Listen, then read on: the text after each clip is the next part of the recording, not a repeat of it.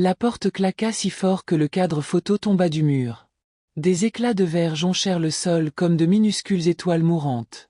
Il resta là, valise à la main, et prononça les mots qui me hantaient pendant des années. « Tu mourras sans moi. Tu n'es rien. Tu ne peux pas survivre seul. » Je l'ai cru. Cette nuit-là, je n'ai pas pleuré. Je n'y arrivais pas. Mes larmes s'étaient taries entre la deuxième liaison et la troisième fois où il avait haussé le ton contre notre fils.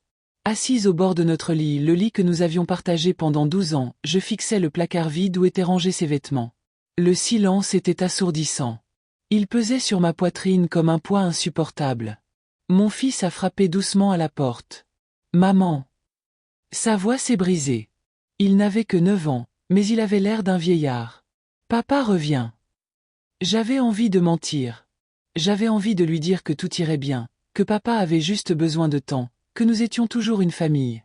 Mais quand j'ai plongé mon regard dans le sien, j'y ai vu la même peur que moi. Le même sentiment d'abandon. La même mort silencieuse de quelque chose en quoi nous avions tous deux cru. « Je ne sais pas, bébé », ai-je murmuré. Il s'est glissé dans le lit à côté de moi, et nous sommes restés là, dans le noir, 2 morceaux brisés de ce qui avait été un tout. Le lendemain matin, je me suis réveillé avec un compte bancaire vide. Il avait tout pris, chaque centime économisé, chaque rêve construit. Le remboursement du prêt immobilier était prévu dans 3 jours. Le réfrigérateur était presque vide. Et mon téléphone a vibré. Un SMS de sa part, « Bonne chance pour survivre ». Je suis resté longtemps à fixer ces mots. Bonne chance pour survivre. Comme si ma vie était une partie qu'il avait déjà gagnée. Comme si j'étais déjà vaincu. Mais quelque chose à l'intérieur de moi, quelque chose de petit et d'obstiné, murmurait en retour. « Regardez-moi. » Je l'ai rencontré quand j'avais 23 ans. Dans un café, un mardi pluvieux. Il m'a tenu la porte ouverte, a souri comme un rayon de soleil perçant les nuages et m'a dit « Vous avez l'air de quelqu'un qui prend son café au sérieux. » J'ai ri. Mon Dieu, je riais si facilement à l'époque. 6 mois plus tard, nous étions mariés. Ma mère trouvait ça trop rapide. Ma meilleure amie avait un mauvais pressentiment.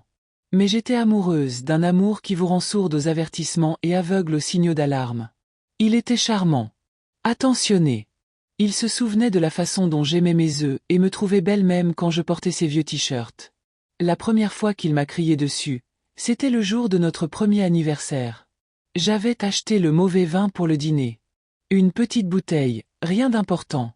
Mais il a explosé. Son visage s'est déformé, et il m'a reproché de ne jamais l'écouter, d'être négligente, d'avoir tout gâché. Puis, aussi vite, il s'est excusé. Il a pleuré. Il m'a serré dans ses bras et a juré que ça ne se reproduirait plus. Je l'ai cru parce que je le voulais. La deuxième fois, c'était 3 mois plus tard. Puis 6 semaines. Puis chaque semaine. Les cris étaient devenus une habitude. Les excuses se faisaient plus brèves. Et à un moment donné, j'ai cessé de me reconnaître dans le miroir. La femme qui riait dans les cafés avait disparu.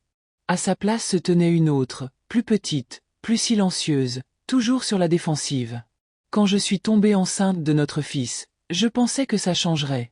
Je pensais que devenir père l'adoucirait. Et pendant un temps, ce fut le cas. Il a été très doux pendant ma grossesse. Il a peint la chambre de notre fils en jaune.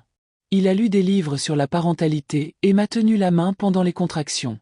Mais le jour où nous avons ramené notre bébé à la maison, j'ai vu le ressentiment réapparaître dans ses yeux. « Ta vie est finie maintenant », dit-il en fixant le bébé qui pleurait dans mes bras. « Tu n'es plus qu'une maman. Rien de plus. » J'aurais dû partir à ce moment-là. J'aurais dû faire nos valises et franchir la porte. Mais je ne l'ai pas fait. Je suis restée parce que je croyais que l'amour pouvait le guérir. Je suis restée parce que j'avais une peur bleue de la solitude.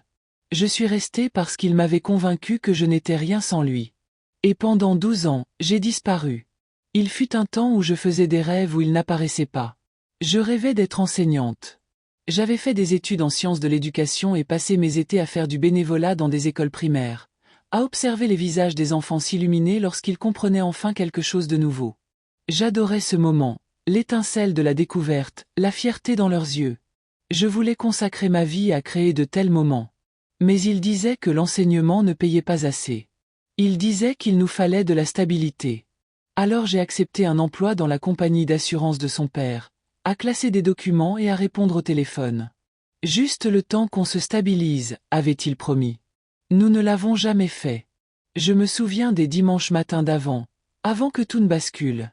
Je me levais tôt et préparais des crêpes en forme de dinosaure pour notre fils. La cuisine embaumait le sirop d'érable et le café. Mon garçon s'asseyait à table, balançant ses jambes, et me racontait ses aventures imaginaires. Ces matins étaient comme de minuscules îlots de paix dans un champ de bataille. J'avais aussi des amis, autrefois. Sarah, qui avait été ma colocataire à la fac. Jessica, rencontrée à un cours de yoga prénatal. On se retrouvait pour déjeuner, on parlait de livres, de films et de nos rêves. Mais petit à petit, il a rompu ses liens. Elles ne tiennent pas vraiment à toi, disait-il. Elles sont juste jalouses. Ou alors, il provoquait une dispute juste avant mon départ, m'obligeant à annuler mes projets sans cesse jusqu'à ce que les invitations cessent d'arriver. À la 10e année, mon monde s'était réduit à 4 murs et à sa voix. Je me souviens du dernier anniversaire que j'ai fêté avant son départ. J'avais 34 ans. Mon fils m'a fait une carte au crayon de couleur, un dessin de nous deux, main dans la main, sous un arc-en-ciel. À l'intérieur, de sa main tremblante, « Tu es la meilleure maman du monde ». Mon mari a oublié. Il est rentré tard, sentant un parfum qui n'était pas le mien, et a demandé « Qu'est-ce qu'on mange ce soir ?» J'ai regardé la carte de mon fils sur la table. Le dîner froid que j'avais préparé des heures plus tôt. Le gâteau que j'avais fait pour moi-même, faute de mieux. Et quelque chose en moi s'est fissuré. Pas brisé, juste fissuré. Une minuscule fissure dans l'armure que j'avais érigée autour de mon cœur. Cette nuit-là, une fois tout le monde endormi, j'ai trouvé un vieux journal intime au fond de mon placard.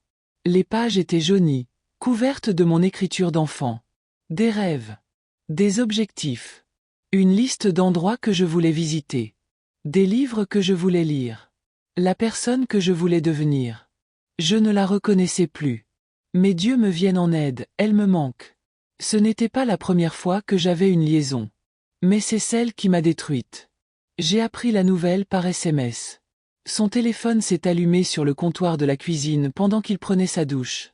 Hier soir, c'était génial. Quand est-ce qu'on se revoit? Mes mains tremblaient en faisant défiler des mois de messages. Des centaines. Des mots doux. Des projets. Des photos que je ne pouvais plus oublier. Pendant que je préparais les déjeuners des enfants, payais les factures et tentais de maintenir notre vie à flot tant bien que mal, il en construisait une autre avec une autre. Quand il est sorti de la salle de bain, j'étais là, tenant son téléphone. Combien de temps? Ai-je demandé. Il n'eut même pas la décence d'avoir honte. Il haussa les épaules. Est-ce que ça a de l'importance? Combien de temps? 8 mois. Il le dit comme s'il me parlait de la météo. Peut-être 9. J'ai senti mes genoux flancher. 9 mois. Toute la saison de baseball de notre fils. Les fêtes. Mon anniversaire qu'il avait oublié. Il était avec elle. Je veux divorcer, ai-je dit. Il a ri. Il a vraiment ri. Vas-y. Tu vas tout perdre. Cette maison? À moi. La voiture? À moi. Mon avocat fera en sorte que tu n'aies rien. Et bonne chance pour trouver un emploi après avoir été secrétaire pendant 12 ans. Qui va t'embaucher? J'ai ouvert la bouche pour riposter, mais il n'avait pas fini. Et notre fils? Vous croyez vraiment qu'un juge va le confier à une femme sans emploi et instable? Je leur parlerai de votre anxiété, de votre dépression, du fait que certains jours, vous avez du mal à vous lever. Ils me croiront. Ils le font toujours. Chaque mot était un couteau. Précis. Délibéré. Conçu pour anéantir ce qui restait de moi. Il est parti 2 jours plus tard. Il a pris l'argent. Il a pris la voiture. Il a tout pris, sauf les mensualités du prêt immobilier et la femme brisée qu'il a laissée derrière lui. L'humiliation me submergeait. Sa famille me traitait de menteuse. Nos voisins chuchotaient à mon passage. Sa nouvelle copine publiait des photos d'eux deux, dans des restaurants où j'avais envie d'aller, en vacances dont je rêvais, menant la vie qui aurait dû être la mienne. Et mon fils a tout regardé. Il est resté silencieux pendant 3 semaines. Il restait assis dans sa chambre, fixant les murs, construisant des tours en Lego qu'il détruisait quelques instants plus tard. Lorsqu'il a finalement pris la parole, c'était pour demander « Est-ce que j'ai fait partir papa ?» Je l'ai serré dans mes bras tandis que nous pleurions tous les deux. Et j'ai compris que mon mari ne m'avait pas seulement détruite. Il avait aussi brisé la vie de notre enfant. Ce soir-là, après avoir couché mon fils, je suis resté dans la salle de bain, un flacon de pilule à la main. L'échéance du prêt immobilier approchait. L'électricité allait être coupée. Il me restait 17 dollars sur mon compte et personne à qui parler. Il avait raison. Je n'étais rien sans lui. J'ai dévissé le bouchon. J'ai versé les pilules dans ma paume. Je les ai comptées. Et puis j'ai entendu la voix de mon fils depuis sa chambre. « Maman? Tu peux rester avec moi? J'ai peur. » J'ai remis les pilules à leur place. Je suis allé dans sa chambre. Je me suis allongé à côté de lui. Et quelque part dans l'obscurité, serrant mon enfant endormi contre moi, j'ai fait une promesse. Pas comme ça. Je ne le laisserai pas gagner ainsi. J'ai postulé à 43 emplois en 2 semaines. 43. Réceptionniste. Caissière. Opérateur de saisie.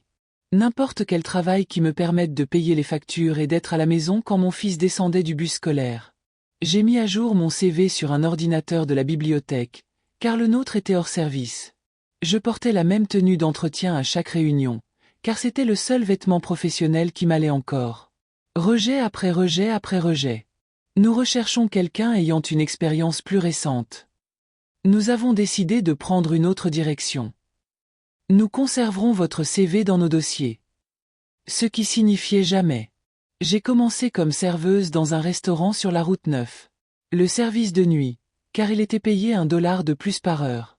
Je travaillais de 22 heures à 6 heures, je dormais 2 heures, puis je me levais pour préparer mon fils pour l'école. J'avais les pieds en sang et mes chaussures étaient trempées. Je souriais aux clients qui claquaient des doigts et laissaient des pourboires $1 sur des billets de 40 dollars. Un soir, un homme m'a attrapé le poignet alors que je posais son café. « Vous êtes trop jolie pour avoir l'air si triste », a-t-il dit en souriant. « Souriez davantage. » J'avais envie de hurler, de lui jeter le café au visage, de lui dire que je n'avais pas dormi depuis 3 jours, que mon fils mangeait des céréales pour le dîner parce que je n'avais pas les moyens de lui acheter autre chose, que l'homme que j'avais aimé avait tout détruit et que j'étais au bord du gouffre. Au lieu de cela, j'ai souri. « Bon appétit, monsieur. » Parce que j'avais besoin de ce travail. Parce que je n'avais pas le choix. Parce qu'il avait raison, je ne valais rien. La banque a saisi la maison 6 semaines après son départ. À mon retour, j'ai trouvé un avis d'expulsion collé sur la porte. 30 jours pour partir. Je suis resté là, figé, le regard fixé sur la vie, le sac à dos de mon fils lourd dans les bras, le souffle coupé. Où allions-nous aller? Comment allais-je payer le premier mois de loyer et la caution alors que je gagnais à peine de quoi me nourrir? J'ai appelé ma mère. Elle habitait à 3 États de distance, dans une résidence pour retraités qui n'acceptait pas les visiteurs de longue durée. Tu peux rester 1 semaine, peut-être 2, m'a-t-elle dit. Mais ma chérie, tu as fait ton choix. C'est toi qui l'as choisi. J'ai appelé ma sœur. Elle n'a pas répondu. Elle m'a envoyé un SMS des heures plus tard.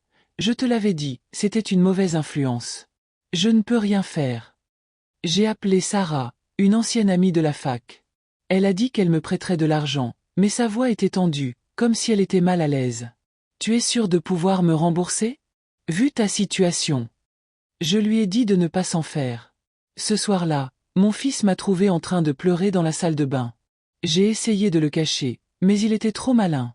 Il est monté sur mes genoux, trop grands maintenant, avec leurs membres dégingandés et leurs os en pleine croissance, et a essuyé mes larmes de ses petites mains. « Tout va bien se passer, maman, murmura-t-il. J'en suis sûr. Je voulais le croire. Mon Dieu, je voulais le croire. Mais cette semaine-là, ma voiture est tombée en panne. La boîte de vitesse. 1800 dollars que je n'avais pas. J'ai pris le bus pour aller travailler, ce qui a rallongé mon trajet de 2 heures à l'aller comme au retour. J'ai raté mon fils 4 soirs de suite. Il a commencé à moins appeler, à moins parler, à dessiner des maisons aux fenêtres vides. J'échouais. Surtout. Exactement comme il l'avait prédit. Mais ensuite, un dimanche matin, quelque chose de petit s'est produit. La maîtresse de mon fils a appelé. « Je voulais vous dire, » a-t-elle dit doucement, « que votre fils a écrit la plus belle dissertation de la classe. Sur la résilience. Sur sa mère. Sur le fait que les super-héros ne portent pas toujours de cape. » J'ai pleuré en raccrochant.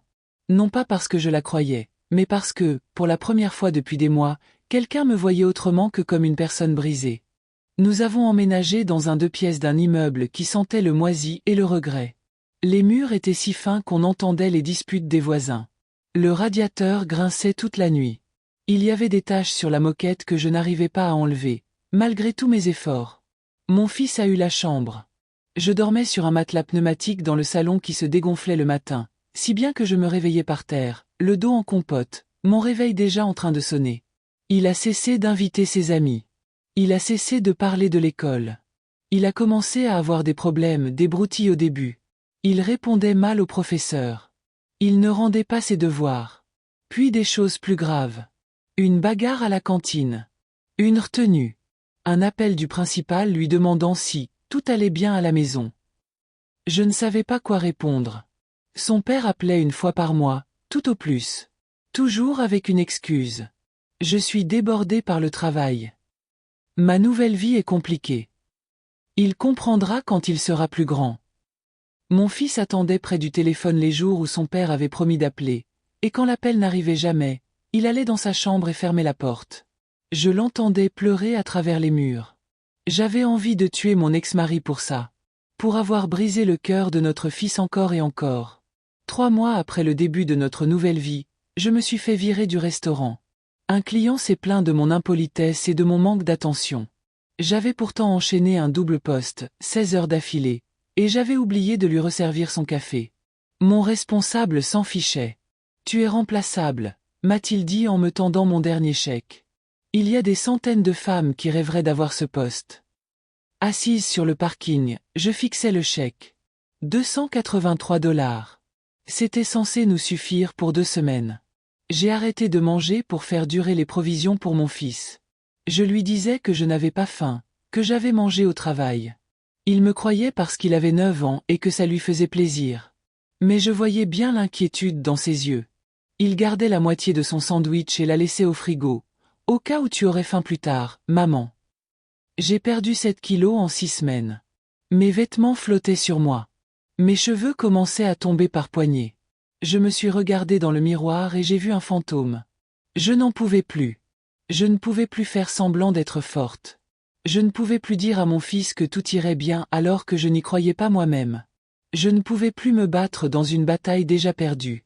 Un soir, après que mon fils se soit endormi, je suis allé dans la salle de bain et j'ai longuement contemplé mon reflet. Mes yeux cernés. Mes pommettes saillantes. La femme qui avait tout sacrifié sans rien recevoir en retour. Il avait raison, lui ai-je murmuré. Tu n'es rien. Tu n'as jamais été rien. J'ai imaginé mon fils se réveillant et découvrant mon absence. J'ai imaginé qu'il grandirait en croyant que sa mère était trop faible pour rester. J'ai imaginé devenir une statistique de plus, une histoire tragique de plus, une femme de plus incapable de survivre sans l'homme qui l'a détruite. Et je voulais lâcher prise. Mon Dieu, je voulais tellement lâcher prise. Mais soudain, je l'ai entendu. Un bruit venant de la chambre de mon fils. Pas des pleurs. Pas un cauchemar. Il priait. J'ai collé mon oreille à sa porte et j'ai écouté. « Mon Dieu, je vous en prie », murmura-t-il dans l'obscurité. « Aidez ma mère. Elle se bat de toutes ses forces.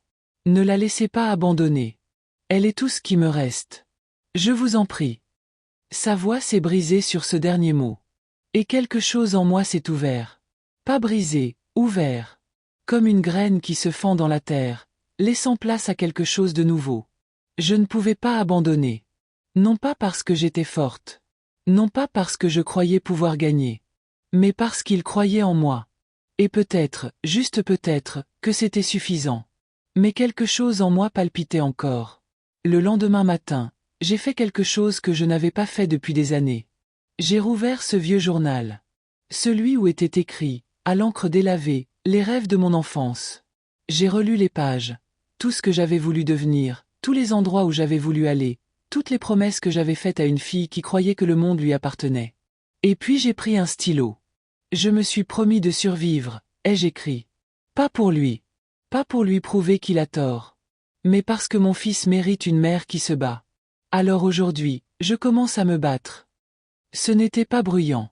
Ce n'était pas théâtral. C'était juste une phrase sur une page. Mais c'était la première chose vraie que j'écrivais depuis 12 ans.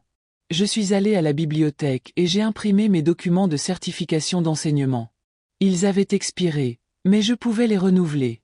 Cela prendrait du temps, de l'argent que je n'avais pas, et je devrais suivre de nouveaux cours. Mais c'était possible. La femme du bureau des certifications m'a regardé par-dessus ses lunettes et m'a dit « Il faudra au moins 1 an. Peut-être 2. Êtes-vous sûr ?» J'en suis sûr, ai-je dit. J'ai vendu tout ce que je pouvais. Ma bague de mariage, j'en ai tiré $80 dans un prêteur sur gage. Le collier en argent que ma grand-mère m'avait offert. Le sac à main de marque que j'avais acheté à une époque plus faste. Chaque objet de mon ancienne vie, je l'ai transformé en argent. Ce n'était pas grand-chose. Mais c'était toujours ça. Je me suis inscrite à des cours du soir au cégep. 2 cours pour commencer, psychologie de l'éducation et gestion de classe. Je travaillais la journée, j'étudiais le soir et je dormais dès que je le pouvais. C'était impossible. Mais je le faisais quand même. Mon fils a remarqué le changement. Non pas dans mes paroles, mais dans ma façon de bouger. Je me tenais plus droite. J'ai cessé de m'excuser de prendre de la place. Quand il m'a demandé ce que je faisais de tous ces livres éparpillés dans notre petit salon, j'ai répondu « Je deviens institutrice. Comme je l'ai toujours voulu. » Ses yeux s'illuminèrent. « Vraiment. Vraiment. Papa a dit que tu ne pouvais pas. » J'ai regardé mon fils, ce beau garçon qui avait hérité de mes yeux et de l'entêtement de son père, et j'ai prononcé les mots que j'aurais dû dire il y a des années. Ton père s'est trompé sur beaucoup de choses. Y compris sur moi. Ce semestre-là, j'ai obtenu la note maximale dans les 2 matières. Le professeur a écrit sur mon devoir final. Votre point de vue sur la résilience en milieu scolaire est extraordinaire. Avez-vous envisagé de le publier? J'ai pleuré en lisant ça. Parce que quelqu'un avait vu du potentiel en moi. Parce que j'avais oublié ce que ça faisait d'être doué pour quelque chose. J'ai commencé à fréquenter un groupe de soutien gratuit au centre communautaire. Des femmes comme moi. Des survivantes. Des battantes. Certains soirs, j'écoutais simplement. D'autres soirs, je partageais. Et lentement, douloureusement, j'ai commencé à croire les mots qu'elles répétaient sans cesse. Ce n'était pas ta faute. Tu méritais mieux. Tu es assez. J'ai écrit ces mots sur des post-it et je les ai collés sur le miroir de ma salle de bain. Tu es suffisant. Certains jours, j'y croyais. La plupart du temps, non. Mais je le répétais à voix haute quand même. Chaque matin. Comme une prière. Comme une promesse. Et les jours vraiment difficiles, quand le poids de tout me paraissait insupportable, je regardais la première page de mon journal. Cette simple phrase que j'avais écrite. Je me suis promis de survivre. Et je continuerai. 18 mois s'écoulèrent comme les saisons qui changent. J'ai trouvé un poste de suppléante. Ce n'était pas très bien payé, mais c'était dans une salle de classe. Ma salle de classe. Des enfants qui avaient besoin de quelqu'un qui croit en eux comme mon fils croyait en moi. Le premier jour, une petite fille avec des tresses a levé la main et m'a demandé « Vous êtes nerveuse, madame ?» Terrifiée, ai-je admis. Elle sourit. « Ce n'est pas grave. Nous allons vous aider. » Et ils l'ont fait. J'économisais $3 par jour. $3 sur chaque paie, cachés dans une enveloppe scotchée sous mon tiroir de cuisine. Certaines semaines, c'était plus. D'autres, moins. Mais lentement, presque miraculeusement, la somme augmentait. $50. Puis 100. Puis 5 cents. Mon fils a figuré au tableau d'honneur. Il a rapporté le certificat à la maison, les yeux brillants de fierté, et je l'ai accroché au réfrigérateur comme s'il s'agissait d'un chef-d'œuvre. Je savais que tu en étais capable, lui ai-je dit. J'ai appris de vous, dit-il. Cette année-là, j'ai cumulé 3 emplois. Des remplacements d'enseignante la journée, des cours particuliers le soir et des week-ends à travailler dans une épicerie. J'étais épuisé. J'avais des courbatures partout. Mais chaque dollar comptait. Et je construisais quelque chose. J'ai réussi mon examen de certification d'enseignement au 2e essai. La première fois, j'ai échoué de 3 points. J'ai pleuré sur le parking du centre d'examen, persuadé que je n'y arriverais jamais. Mais j'ai travaillé plus dur.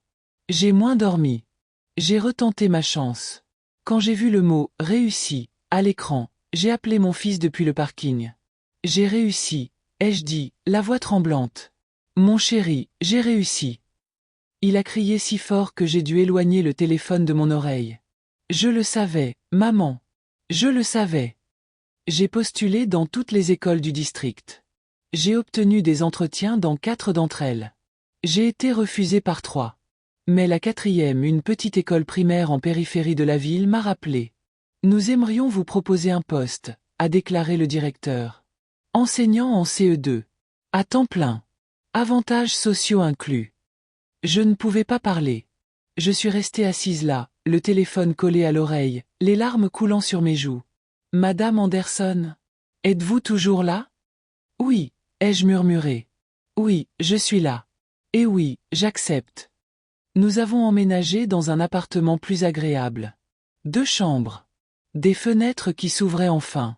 Une cuisine où la cuisinière fonctionnait et où l'évier ne fuyait pas.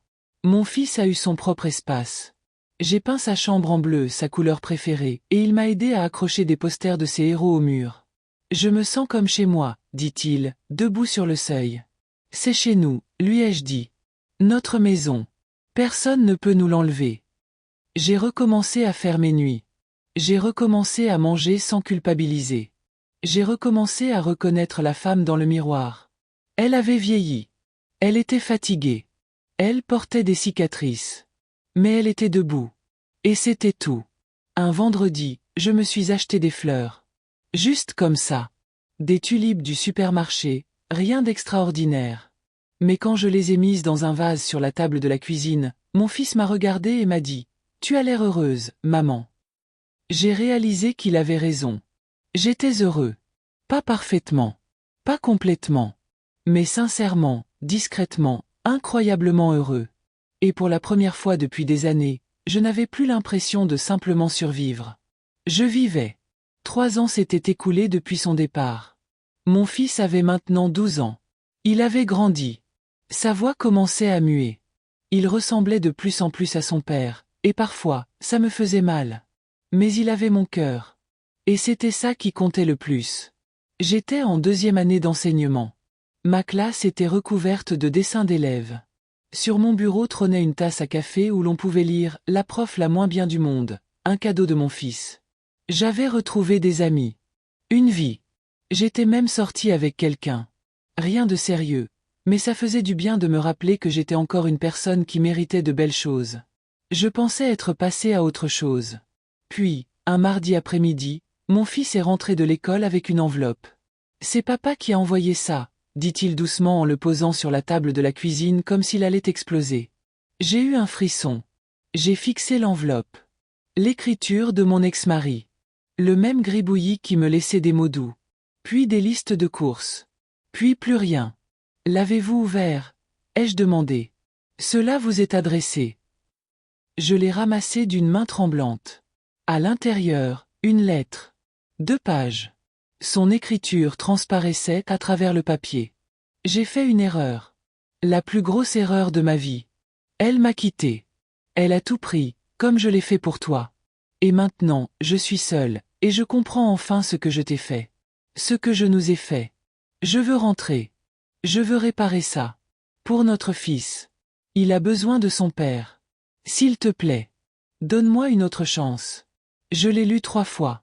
À chaque fois, j'ai ressenti quelque chose de différent. D'abord, de la rage. Puis du dégoût. Puis quelque chose de pire. Pitié. Mon fils me regardait. Qu'est-ce que ça dit? Il veut revenir. Les mots planaient dans l'air comme de la fumée. Le visage de mon fils a traversé une 12aine d'émotions en quelques secondes. Espoir. Colère. Confusion. Peur. Tu veux qu'il le fasse? Demanda-t-il. Non, ai-je dit. Et je le pensais vraiment. Mais mon fils a détourné le regard. Oui. J'ai eu le cœur brisé. Bébé. Je sais que c'est une mauvaise personne. Je sais ce qu'il a fait. Mais il reste mon père. Sa voix s'est brisée. Et il me manque. Je l'ai serré dans mes bras. Il était trop grand pour que je le porte comme avant, mais il s'est laissé faire. Tu as tout à fait le droit de lui manquer, ai-je murmuré. Et tu as tout à fait le droit de le vouloir dans ta vie. Mais tu dois comprendre quelque chose. Je ne peux pas le laisser revenir dans la mienne. Pas après tout ce qui s'est passé. Je sais, dit-il contre mon épaule. Je suis désolé. Ne t'excuse pas d'aimer ton père. Mais cette lettre a rouvert une plaie que j'avais scellée. Les souvenirs ont afflué. Les bons moments avant les mauvais. L'homme que j'avais épousé avant qu'il ne devienne celui qui m'a détruite. Et pendant un instant dangereux et stupide, je me suis demandé, et s'il avait vraiment changé? 2 jours plus tard, il a appelé. J'ai failli ne pas répondre. Mais mon fils regardait, et je ne pouvais pas prendre cette décision sans entendre sa voix. Sans savoir si c'était réel. Bonjour, ai-je dit. C'est moi. Sa voix était différente. Plus faible. As-tu reçu ma lettre? Je l'ai fait. Et je ne sais pas ce que vous voulez que je dise. Dis que tu vas y réfléchir. Dis qu'on peut réessayer. Pour notre fils. Voilà. La manipulation. Sa façon de toujours savoir exactement quel bouton actionner. Notre fils. Toujours notre fils. Vous ne pouvez plus vous servir de lui comme moyen de pression. Ai-je dit d'une voix ferme. Plus maintenant. Je ne suis pas. Tu nous as abandonnés. Tu as tout pris. Tu m'as dit que je mourrais sans toi. Tu te souviens de ça? Silence. Vous souvenez-vous? J'étais en colère. Tu as été cruel. Et maintenant tu es seul et tu veux que je te sauve comme je l'ai toujours fait. Mais je ne peux pas. Parce que je me suis à peine sauvé moi-même. S'il vous plaît, dit-il, la voix brisée. Je n'ai plus rien. J'ai perdu mon travail. Mon appartement. Tout. Je vis dans ma voiture. J'ai juste besoin. Je ne peux pas vous aider. Mais même en le disant, j'ai senti mon vieil instinct se réveiller. Le besoin de le réparer. De le sauver. De prouver que j'étais assez bien pour le garder. Puis mon fils est entré dans la pièce. Il m'a regardé. Il m'a vraiment regardé. Et j'ai vu dans ses yeux quelque chose que je n'avais jamais vu auparavant. Force. Tu n'es pas obligé, maman, dit-il doucement. Tu n'es pas obligé de le sauver. J'ai hoché la tête. J'ai pris une inspiration. Je suis désolé que tu traverses une période difficile, ai-je dit à mon ex-mari. Mais je ne peux pas te sauver. Pas cette fois. J'ai raccroché avant qu'il puisse répondre. Mon fils m'a serré dans ses bras. Je suis fier de toi, a-t-il murmuré. Et j'ai réalisé quelque chose. J'étais fier de moi aussi. Mais la paix ne dura pas. Car 3 jours plus tard, à 21h, on a frappé à notre porte. Je l'ai ouvert. Et il était là. Il avait une mine affreuse. L'homme qui avait toujours eu une allure si soignée, chemise impeccable, haut de Cologne de marque, ce sourire narquois se tenait sur le pas de ma porte, vêtu de vêtements froissés. Mal rasé. Maigre. Son regard était vide, désespéré. Comme s'il avait erré trop longtemps dans l'obscurité. Je n'avais nulle part où aller, a-t-il dit. Derrière moi, j'ai entendu les pas de mon fils. Papa. Le mot est sorti tout petit. Espoir. Et j'ai détesté mon ex-mari d'avoir semé cet espoir en moi. Salut, mon pote. Sa voix s'est brisée. Tu m'as manqué. Mon fils m'a bousculé.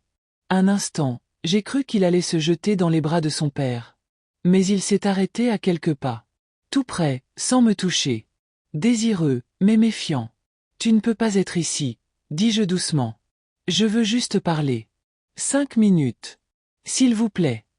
Mon fils m'a regardé. Ses yeux si jeunes, si vieux suppliants. Maman. Tous mes instincts me criaient de claquer la porte. De nous protéger de cet homme qui avait déjà fait tant de mal. Mais j'ai regardé mon fils, et j'ai compris. Il en avait besoin. Il avait besoin de voir son père, de comprendre pourquoi, de trouver peut-être une forme d'apaisement. 5 minutes, ai-je dit. Dans le couloir. Pas à l'intérieur. Je suis sorti et j'ai refermé la porte derrière nous, laissant mon fils à l'intérieur. Il collait son visage à la vitre et regardait. Merci, a dit mon ex-mari. Ne me remerciez pas. Il vous reste 4 minutes. Il rit, un rire amer et brisé. Tu as changé.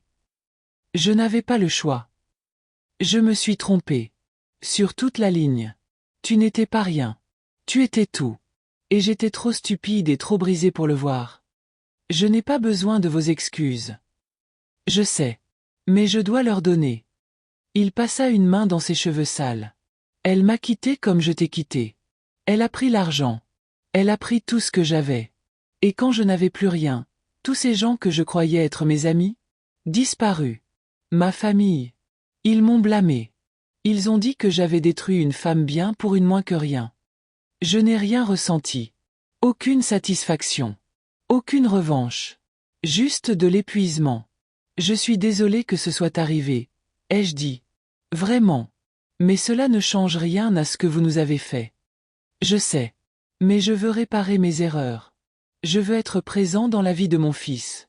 Je veux vous rembourser jusqu'au dernier centime. Je ne veux pas de votre argent. Alors, que voulez-vous? J'ai regardé mon fils par la fenêtre. Ce beau garçon courageux qui avait survécu à tant d'épreuves. Qui avait vu sa mère se briser puis se reconstruire, morceau par morceau. Je veux que tu sois un bon père, lui ai-je dit. Pas pour moi, mais pour lui. Si tu comptes faire partie de sa vie, tu dois être présent. Tu dois appeler comme promis. Tu ne dois pas faire de promesses que tu ne peux pas tenir. Tu ne dois pas te servir de lui pour m'atteindre. Et tu dois respecter les limites que je fixe. Parce que je ne suis plus cette femme-là. Celle qui a plié jusqu'à rompre. Je suis quelqu'un d'autre maintenant. Il hocha lentement la tête. Je vois ça. Tu m'as tout pris. Mon argent, ma confiance, mon estime de moi. Tu m'as dit que je mourrais sans toi. Tu te souviens? Oui. J'ai failli y arriver. J'étais si près. Mais je ne l'ai pas fait. Et maintenant, je suis là, vivante, heureuse, entière sans toi. Alors, si tu veux revenir dans la vie de notre fils, tu le mériteras. Doucement. Par des actes, pas par des paroles. Et si jamais tu lui fais du mal comme tu m'en as fait, je ferai en sorte que tu ne le revois plus jamais. Tu comprends? Oui. Vos 5 minutes sont écoulées. Je me suis retourné pour rentrer, mais il m'a attrapé le poignet. Pas fort. Juste désespéré. Je t'aimais, dit-il. Je sais que je le montrais très mal, mais c'était vrai. J'ai baissé les yeux sur sa main posée sur mon poignet. La même main qui tenait la mienne lors de notre mariage. La même main qui avait essuyé mes larmes. La même main qui avait tout pris. Je me suis éloigné doucement. Moi aussi, je t'aimais, ai-je dit. C'est pour ça que ça m'a fait si mal. Mais l'amour ne suffit pas sans respect, sans confiance, sans complicité. Tu ne m'aimais pas. Tu aimais me contrôler. Et je ne t'en veux plus. Mais je ne te pardonne pas non plus. Et je n'en ai pas besoin. Je suis entré. Mon fils m'attendait, le visage collé à la vitre. Est-ce qu'il va revenir? Demanda-t-il. S'il veut faire partie de ta vie, il peut essayer. Mais il doit faire ses preuves. Et c'est à toi de décider si tu le souhaites. Tu le veux. Ça n'a plus rien à voir avec moi, chérie. Ça a à voir avec toi et lui. Je suis bien dans les deux cas. Parce que nous, on est bien. Toi et moi. On est plus que bien. Il m'a serré fort dans ses bras. Oui, vraiment. Par la fenêtre, j'ai regardé mon ex-mari s'éloigner. Les épaules affaissées. Vaincu. Seul. Et j'ai ressenti quelque chose que je n'aurais jamais cru ressentir. Paix. Non pas parce qu'il souffrait, mais parce que sa souffrance ne définissait plus la mienne. J'avais survécu. Non, j'avais prospéré. Et la femme dont il disait qu'elle mourrait sans lui? Elle était enfin, magnifiquement, incroyablement vivante. 6 mois plus tard, mon ex-mari a commencé à réapparaître. Pas à ma porte. Mais aux réunions parents-professeurs. Au match de baseball de mon fils. Il s'asseyait dans les gradins, mal à l'aise et seul, applaudissant quand notre fils frappait la balle. Au début, je me crispais à chaque fois que je le voyais. Mon corps gardait en mémoire cette peur, même si mon esprit était passé à autre chose. Mais lentement, quelque chose a changé. Il n'essaie pas de me parler. Il ne cherchait pas d'excuses ni ne demandait une seconde chance. Il se comportait simplement comme un père. Imparfaitement. De façon irrégulière. Mais il essayait. Mon fils l'a remarqué. Papa est différent, a-t-il dit un soir après un match. Comment? Plus calme. Il écoute maintenant. Il me demande comment je vais et attend vraiment la réponse. J'ai acquiescé. Les gens peuvent changer. Pas toujours. Pas facilement. Mais parfois. Tu le détestes. J'ai longtemps réfléchi à cette question. Le haïssais-je? Autrefois, j'aurais dit oui. Autrefois, la haine était la seule chose qui me réchauffait. Mais maintenant, non, ai-je répondu sincèrement. Je ne le hais pas. Je ne l'aime pas non plus. C'est juste, quelqu'un que j'ai connu. Quelqu'un qui m'a fait du mal. Mais aussi quelqu'un qui m'a donné toi. Et je peux accepter ces deux vérités en même temps. Mon fils a souri. C'est vraiment mature, maman. La thérapie aide, ai-je ri. Parce que j'avais commencé à y aller. Tous les mardis soirs. À déconstruire des années de traumatisme avec une femme bienveillante qui ne jugeait jamais, ne pressait jamais, ne me disait jamais ce que je devais ressentir. Elle m'a appris que la guérison n'est pas un processus linéaire. Que pardonner ne signifie pas oublier. Que je pouvais honorer ma douleur sans la laisser me définir. Un après-midi, alors que je rangeais ma classe, je suis tombée sur une vieille photo glissée dans un livre. C'était moi, le jour de mon mariage. Jeune. Souriante. Pleine d'espoir. J'ai failli la jeter. Mais au lieu de cela, je l'ai regardée, cette jeune fille qui croyait que l'amour triomphait de tout, et j'ai ressenti quelque chose d'inattendu. Compassion. Elle ne savait pas ce qui l'attendait. Elle ne pouvait pas le savoir. Et elle a fait de son mieux avec ce qu'elle avait. Elle a survécu à des années de souffrance. Elle s'est battue pour sortir des ténèbres. Elle est devenue moi. J'ai gardé la photo. Non pas pour me souvenir de lui, mais pour lui rendre hommage. À la femme que j'étais. À celle qui n'a jamais baissé les bras, même quand abandonner semblait la seule issue. Ce soir-là, j'ai écrit dans mon journal. Le même journal où j'avais fait cette première promesse il y a des années. J'ai appris que la force ne réside pas dans l'invincibilité, mais dans la capacité à se briser et à choisir de se reconstruire. J'ai appris que ma valeur ne dépend pas de ceux qui restent ou qui partent. J'ai appris que la personne la plus difficile à pardonner, c'est souvent soi-même. Et j'ai appris que les fins heureuses ne sont pas synonymes de vie parfaite, mais de vie imparfaite vécue avec courage. J'ai marqué une pause. Puis j'ai ajouté une ligne.